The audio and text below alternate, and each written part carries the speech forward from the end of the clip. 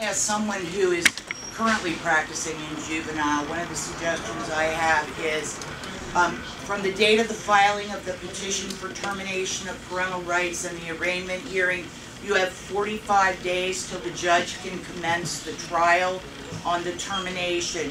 That creates a tremendous problem for the trial judge because they're supposed to be doing 9 million other things, motion hearings, calendar hearings. So what I propose is that we would have a system where we could have a trial judge who does nothing but try the termination of parental rights cases and does not handle the motion calendar, the arraignment hearings, or anything to do with whether or not the parents have satisfied the performance plan. On the delinquency side, I think we need to have repercussions for the children which have a positive outcome. By that I mean to say one of the repercussions perhaps could be that the children need to go out and do so many hours of educating their peers on drug education, the consequences of drug education. They need to go on not just a tour of juvie because they've probably already been in juvie hall. They need to take the next tour of the jail. Those are things I think we should do. Like some of the other candidates, I've not been assigned to the juvenile section yet. I only had 2 matters that I handled when I was in private practice for 2 juveniles. I represented them in court. Judge Alvarez does a wonderful job. I too would go to him first and say, what isn't working for you? But I know that he gets frustrated sometimes with DCF and with other entities that come before him because their hands are strapped also because they have no dollars. That's part of it. Also, if there were any programs that we could start that would, stop the recidivism rate, because we're seeing repeat offenders, I'm sure, because we see them out when I go out to the jail for once a year or twice a year. You see some of these people as being repeat offenders that are known well by the corrections officer. So what I would do is try to talk to Judge Alvarez, say what's broken, try to fix it, but also implement new programs that may stop the recidivism rate. There are 6 divisions in the Palm Beach County court system. A majority of my experience has been in the family law court. That's really been where my focus has been most of my career. I found that that's where I've been the most successful in being able to help people through crisis management. A lot of attorneys have asked me, how could you enjoy working in family law when you see so much divorce, and it's sad, and yes, that's true. But I found that to be the only area where I could truly help people. Unlike my experience in the general civil litigation where I've handled some personal injury cases and clients are hurting physically, and there's nothing that you can do as an attorney, no matter how great you are as a trial attorney. Even Dodger probably can't make somebody who's physically injured feel better. So in family law, though, time does heal those wounds, and if you're a good attorney, like I like to think of myself as a great attorney, I was able to counsel people through that and really truly help them get through that tunnel to see the light on the other side. I haven't handled any criminal cases. That just has never been my focus. I've handled foreclosure defense cases. Many of you may have seen the commercials for the Ticton Law Group and know that that was the primary focus of our law firm for many years, is foreclosure defense. Keeping people in their homes when the banks have committed fraud and other problems in those cases. I've also handled some other just general civil cases, contract cases. It's all in general civil litigation. I can't think of anything else on the top of my head other than, of course, I've done a little bit of juvenile, and that one was probably the most difficult for me. As I said, it's emotional and it's very, very sad, and that's something that I don't think you can get somebody through, unlike divorce and helping children get placed with the right parents and have custody or time-sharing agreements set up. And exclusively in the area of the Circuit Civil Division. I handle what we call employment litigation, civil rights matters involving damages in excess of $15,000. The cases that I file on behalf of my clients include demands for jury trials. The civil division, after you file a complaint and the answer is filed, then you go through a process called discovery. And the parties go through the process, depositions, interrogatories, the exchange of documents. And then the case is noticed for trial. And then before a case can go to trial, that case has to go through the mediation process, where you go before a mediator and the case gets tried, you try to resolve the case. If the case is not resolved before you go to trial, then there are all sorts of motions in limine that are filed. Well, what's a motion in limine? A motion in limine is a fancy term for simply saying that you're looking to, your motion is to exclude evidence that the other side is interested in bringing up a trial. Most of the good trial judges that I know tell the parties ahead of time that before they go to a jury trial, if you have any complex evidentiary issues, bring them to me before the beginning of jury trial. Because no matter how good a judge is, and no matter how good their experience is, it's a lot easier to make a decision when you have the opportunity to look at the case law, as opposed to having to make that decision when you're on the bench, which you oftentimes have to do. But that's the process, and that's my experience. Thank you. In family law, there's not a case I haven't done.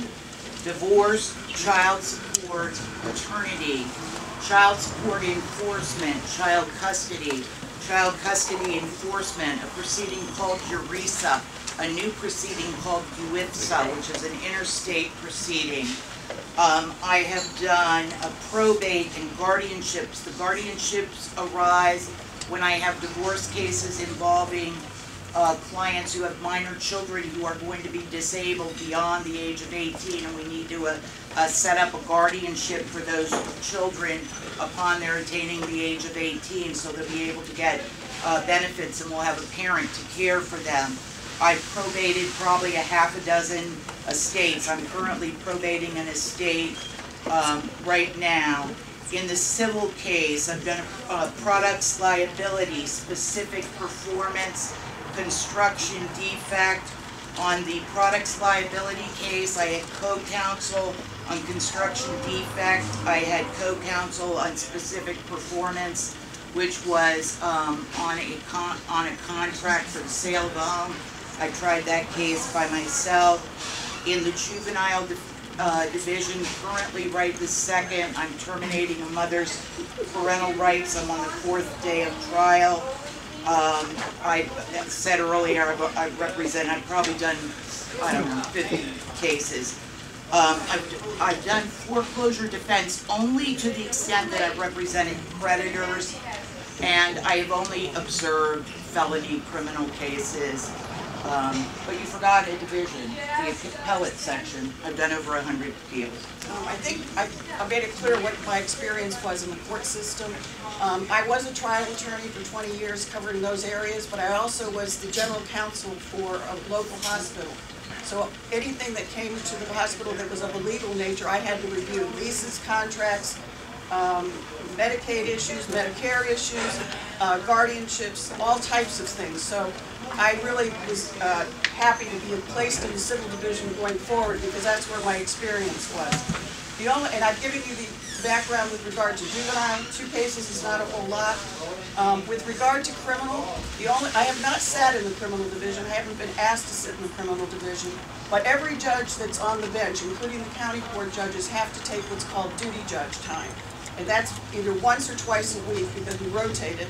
And we sign arrest warrants, search warrants during the day and sometimes at night, unfortunately. And then on the weekends, we have to go and do first appearances out at Gun Club, where the jail is. So that's the limited experience I have, but I think it's more than some other candidates might have experienced. Hi, again, I'm Maxine Cheeseman. Of the 6 divisions, I've practiced in 4 of them. In probate division, I've done countless cases, actually, administering the probate estates, all different types of estates. I've also done adversarial probate, which is almost like a civil case as well. I've done a lot of civil cases, represented both plaintiffs and defendants in civil cases.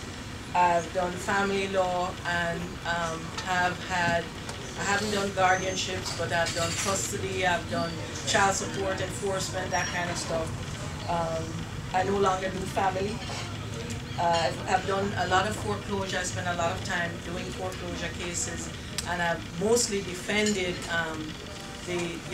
I've mostly represented defendants, but I've also done a few foreclosures actually as the plaintiff counsel. So I've experienced in most of those areas. The only two that I've not practiced in is juvenile and in criminal. What suggestions do you have to improve the criminal justice system?